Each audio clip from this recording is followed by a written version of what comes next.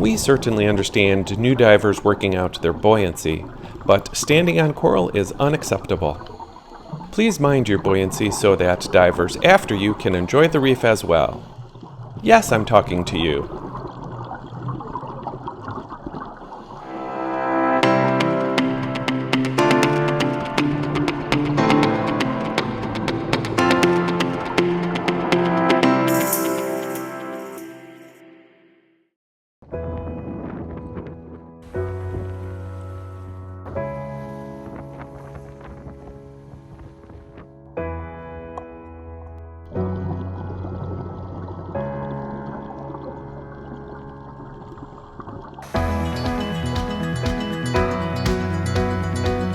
Salt Pier is named for the large pier used by cargo ships to pick up one of Bonaire's oldest exports, salt.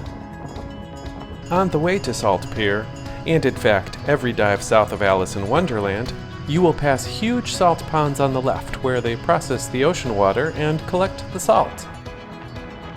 Occasionally, salt foam or some sort of residue gets blown from the ponds, which looks like cotton in the bushes or drifting snow as it crosses the road.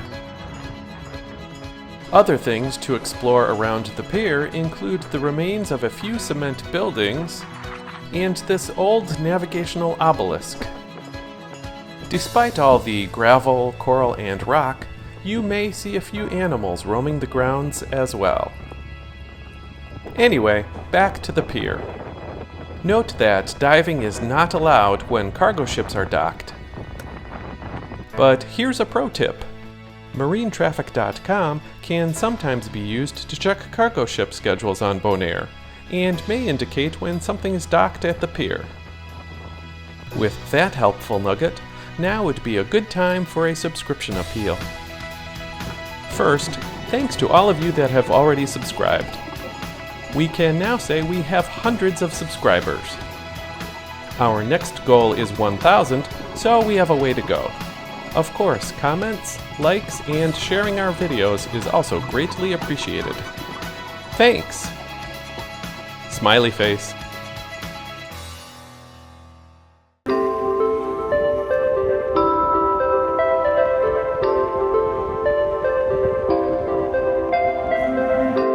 Salt Pier is located on the southern end of Bonaire. It's a very easy drive. Just take EEG Boulevard 4.2 miles south from the airport.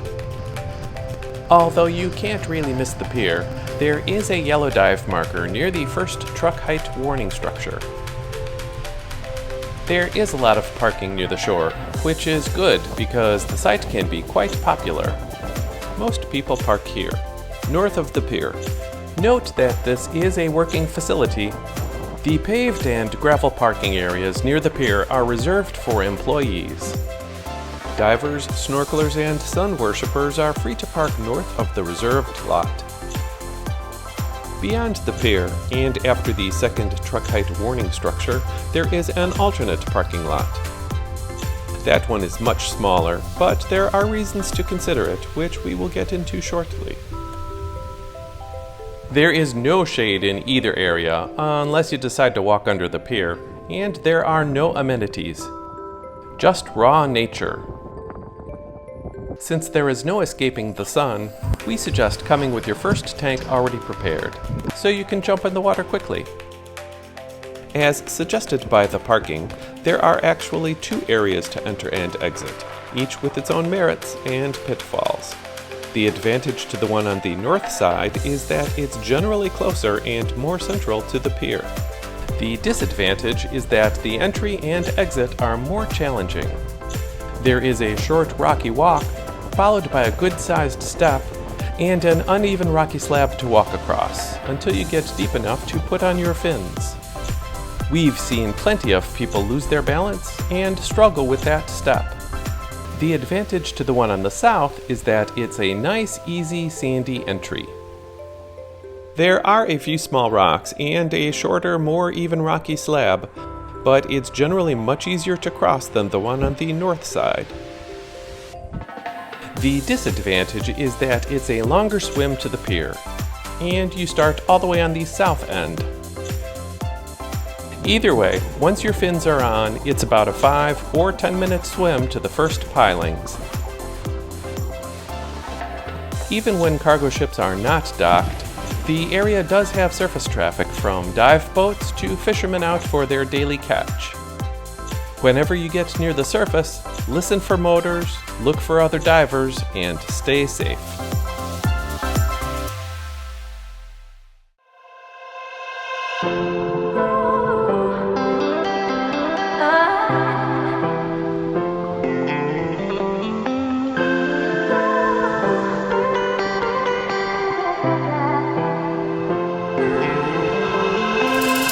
Although you can follow the pilings in reasonably clear water, if the visibility isn't that good, the pier lies at 260 degrees west, and the shore is 80 degrees east.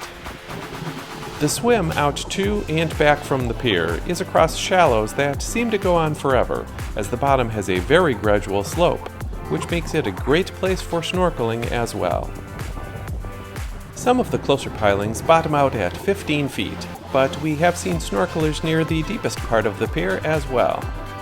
You can see a lot of life from the surface, including barracuda, turtles, grazing blue tang, sea fans, and lots of small coral heads full of juveniles. Of course, the primary attraction here is the pier. There are over 100 pilings to explore, each with its own mixture of coral, sponges, fish, and other sea life. The pier's enormous size and all those pilings provide a lot of shade and protection, which seems to be attractive to schools. A lot of schools. We've seen smallmouth grunts, mahogany snapper, bluehead wrasse, and blue runners. We've also seen roaming schools of jacks, and while not exactly schools, there were quite a few scorpion fish. Oh, and a few brown chromis. Go figure. There is also a fair amount of trash and debris that has been discarded over the years. Be sure to check that for hiding places as well. While the pier and surrounding areas generally get all the attention, there is a reef away from the structures, and it's packed with life. Shortly after the deepest part of the pier, which is about 40 to 50 feet, the reef drops off a bit more substantially. Here is a bit of what the landscape looks like from the gradually sloping shallows to the drop-off after the pier.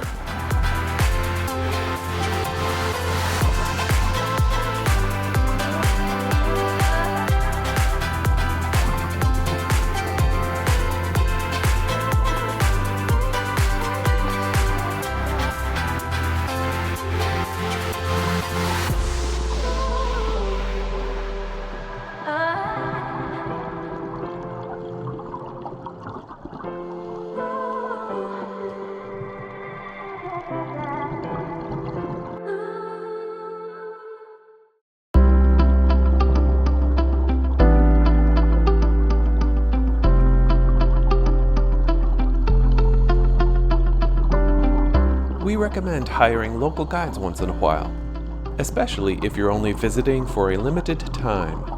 They typically know where to look for special animals. Case in point, Yolanda, our Beyond the Corals dive guide, has a knack for finding frogfish. These were the first hi-hats we've seen on Bonaire. A couple of green moray eels were out and about, and when I was filming the 40-foot depth footage, these two horse-eyed jacks swam by. At 100 feet, there is a sandy plateau with hundreds of garden eels. There is just so much life at Salt Pier. Here are some of the other creatures we saw.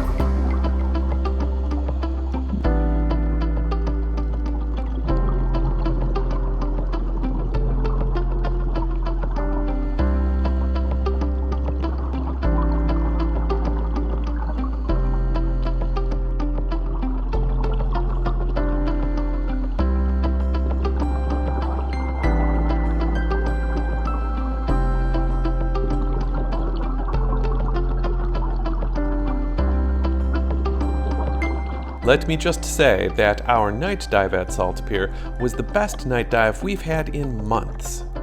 It's not that the others have been bad, it's just that this was spectacular.